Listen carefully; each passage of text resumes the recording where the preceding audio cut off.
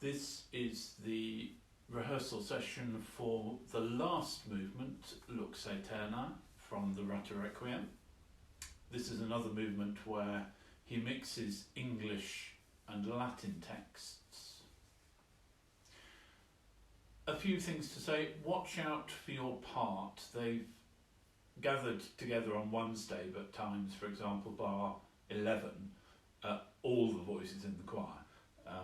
So be very careful of places like that. Basses particularly, if you're so pleased with your treble clef in bars 11 and 12, don't carry on into bar 13, because that's a soprano solo.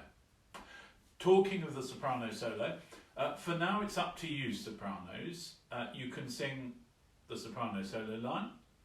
I would advise you, for example, at 24, to then jump down onto the soprano line so that you learn that.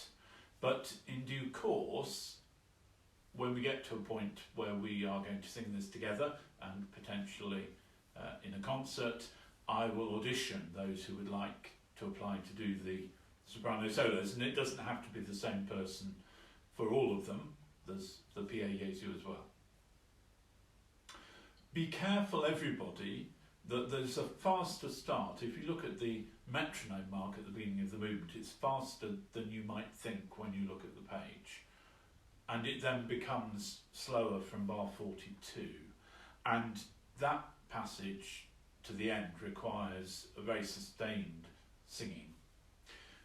The final point, for most of the movement, the markings are clear about endings of phrases. That is, for example, in bar 25, there's a tie onto a quaver which you hold on for, and then you finish the word on the quaver rest.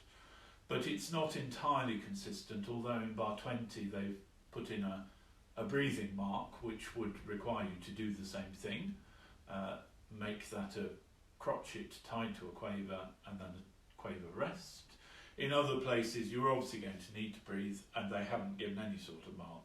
So if in doubt, breathe on a quaver rest, take a quaver out to breathe. And as always, I'm going to play mostly the choral lines, but try and give you a sense of any underlying harmony in the accompaniment. So here we are from the first movement of Lux aeterna.